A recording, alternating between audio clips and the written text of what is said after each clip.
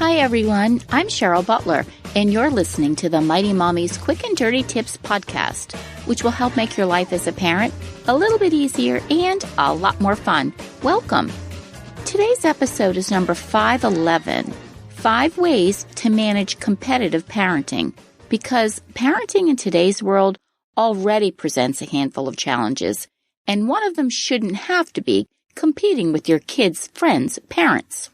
As I sat watching my 13-year-old daughter's practice at cheerleading last week, I had the pleasure of meeting a couple of new moms that I see in town and at school events, but they don't run in the same personal circle as I do.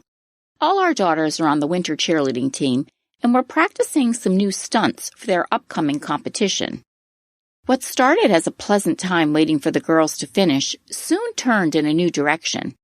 As my daughter worked through some jumps and landings, the other two moms started talking quietly among themselves, and since I could overhear most of what they said, not quietly enough.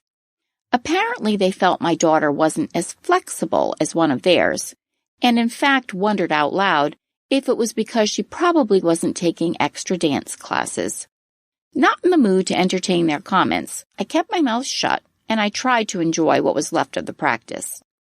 Mind you, this wasn't the first, and certainly won't be the last time, I've witnessed catty comments, meow, about one of my kids' abilities. But unfortunately, these days it goes much further than that, while raising kids in such a competitive age.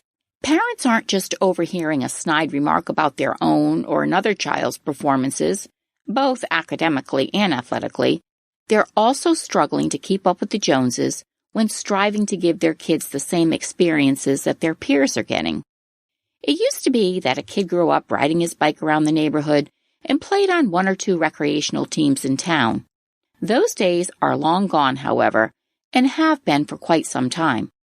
Now, the average family is scheduling everything from preschool flute lessons to chemistry tutoring in a second language, regardless of whether they have the means to do so or not. Why the desperate need to make sure our kids are entrenched in the cutting edge of school, sports, artistic endeavors, and even community service occasions? Because we want our kids to have the best chance possible at excelling at all that they do, particularly where college admission is concerned. Unfortunately, sometimes we can let our competitive nature get the best of us and dictate just how far we'll go to make our kids the brightest stars in the universe. It's not possible to remove the many overbearing and competitive parents from the mix.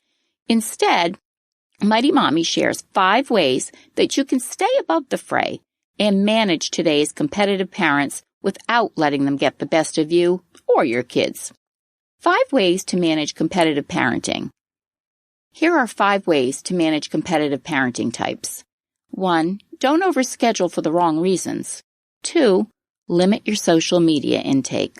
3. Don't take it personally. 4. Celebrate your child's strengths and passions.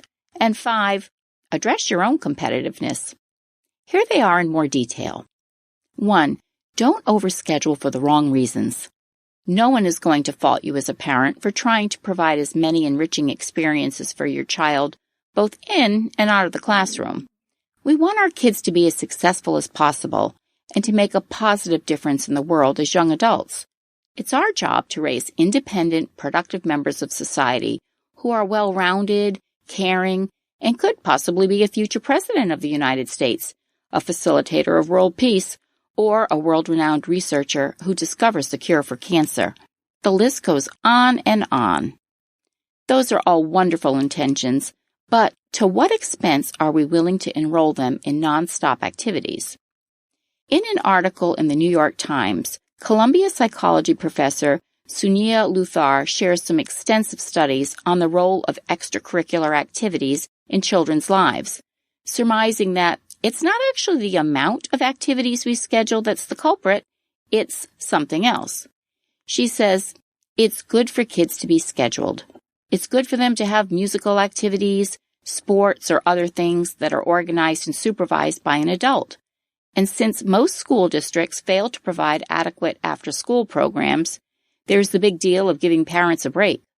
Problems arise, though, when parents over-scrutinize their children's performances in these activities. You don't just play soccer for fun or play stickball in the cul-de-sac. You're vying for the travel team by the 2nd grade, she said. The only place where I say stop is where the child starts to say his or her performance determines his or her self-worth. I am as I can perform. Kids are overscheduled, but at the same time, many parents are afflicted with competitive outbursts because they have one goal in mind, raising a child who is the best at everything, and they don't mind at all letting you, or worse, the child, know that. In my episode, 6 Ways to Take Back Family Time, one of my tips is to scale back on kids' activities.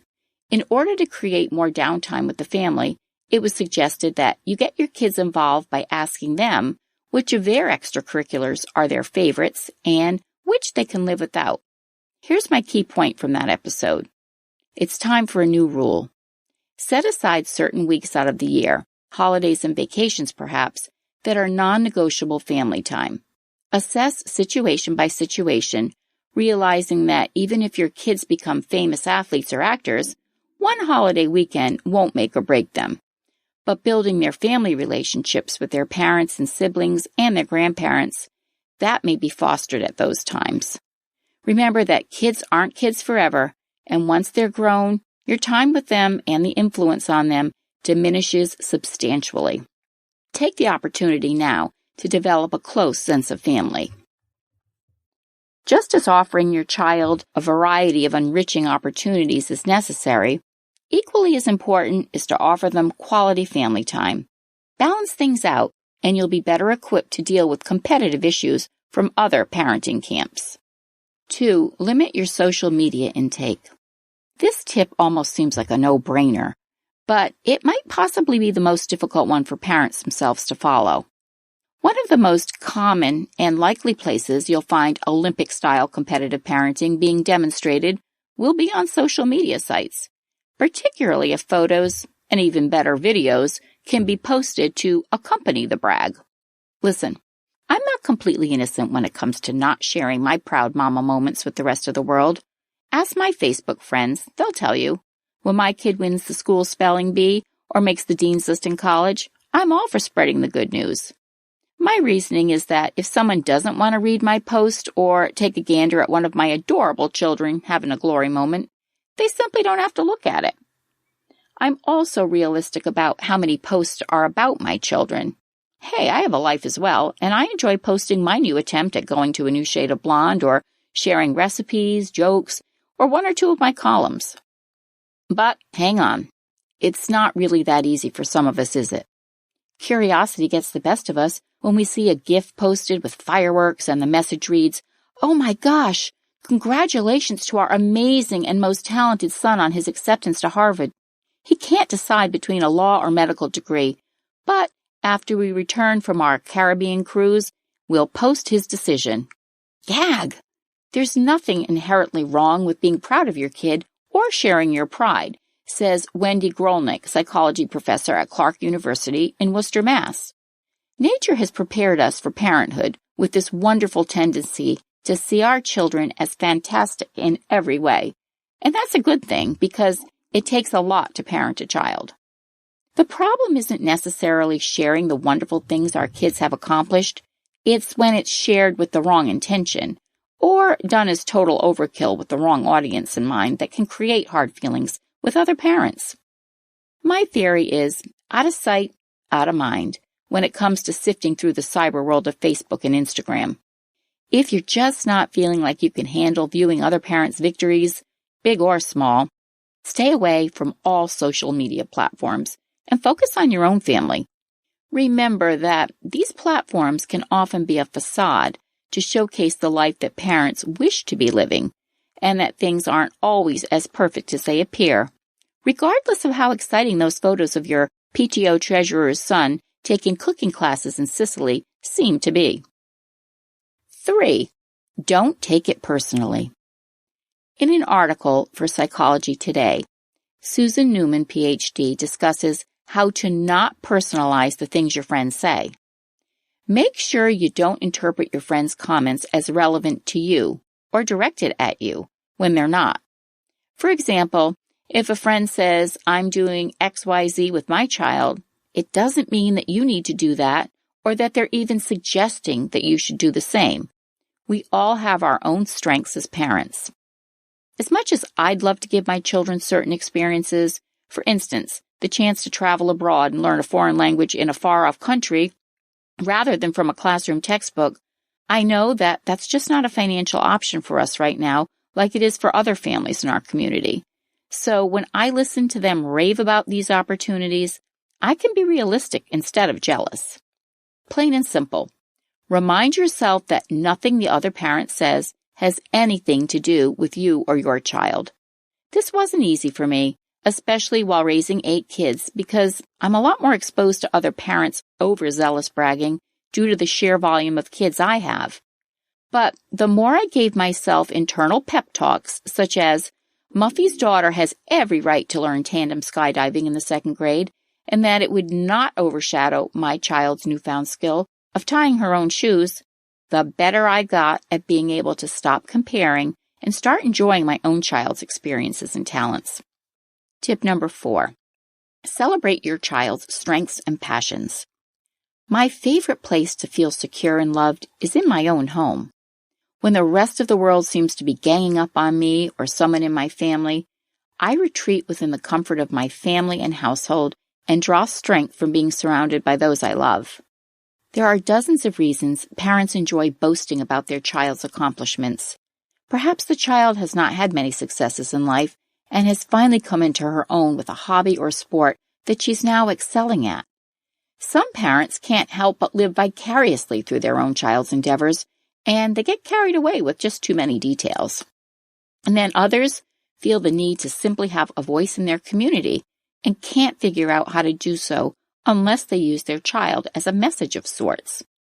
And there are plenty of parents who intend to see that their child is the best of the best and will talk nonstop about anything and everything that he does, especially if they think they have an audience who is listening. Regardless of why other parents are tooting their kids' horns, you aren't doing anything valuable or productive if you focus on all the fanfare instead of celebrating your own child's strengths and passions.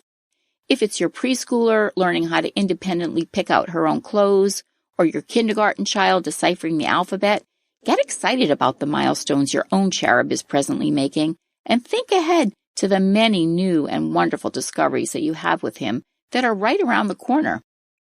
We aren't all going to raise prodigies, but it's still our privilege and labor of love to raise our unique children and encourage their individual gifts and passions. Number 5, address your own competitiveness. Now that we've discussed several strategies to help you rise above competitive parenting, are you able to take a good look at yourself and know that you aren't starting some of the competition to begin with? Here are a few questions you can ask yourself if you think, just maybe, you could be an over-competitive parent. Do you constantly compare your kid to others?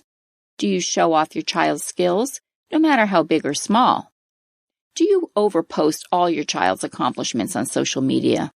Do you focus on teaching your child to always be a winner? Are you disappointed with your child when she doesn't perform as you'd hoped? And do you find it difficult to be friends with families of successful children? Hey, we've all bragged about our kids to others from time to time. It's only natural. We're proud of our son for receiving straight A's his entire high school career and then being accepted to 3 different Ivy League colleges. Our daughter usually lands the lead role in any play she auditions for and has only missed 1 goal out of 24 as a freshman on the varsity soccer team. Be mindful of who and how you're sharing your kids' accomplishments with. Although you may be chomping at the bit to revel in your child's athletic prowess, gloating with the parent who has a child who can barely hold his own on the JV team is just not the way to go. Maybe this parent is super excited to share that her son blocked a goal in a town rec game and the coach even bought them all ice cream because of their hard efforts. You can brag some other day. When you let the other person feel that they've won, it is you who is winning by caring enough to share in your friend's son's victory, something she might not be able to enjoy consistently or even again. By keeping your own feelings of competitiveness in check, you'll be better able to help your child be the best person they can be, not the best person you think they should be. If you have friends and family that would enjoy listening to the Mighty Mommy podcast, I'd love it if you'd share the link to this show and refer them to the website, which is www.quickanddirtytips.com/mighty-mommy. Wishing you and your family a week of enjoying each other's unique strengths and talents. As always, thanks for listening, and until next time, happy parenting.